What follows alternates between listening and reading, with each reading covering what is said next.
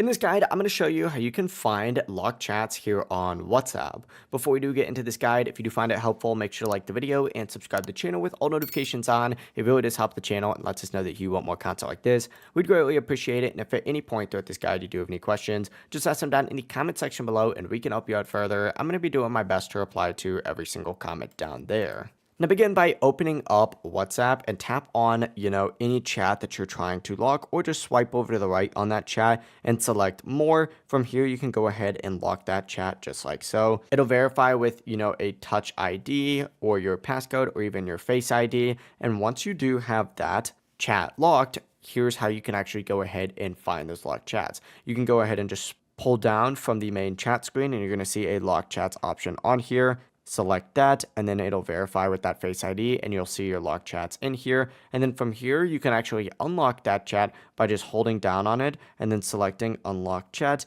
or swiping to the right, hitting more and then selecting unlock chat. Or you can also open up the chat, tap on the name and then turn off locked chat. Now, if you don't see locked chats actually appear when pulling down, that means hide locked chats is enabled. And in this case, you must use a secret code. To do this, just go back to the main screen right here, and in this search bar right here, you're going to want to type in the secret code that you set up. Mine's just a heartbreak emoji, and as you can see, locked chats now appears. And from here, I can see the locked chat here in WhatsApp.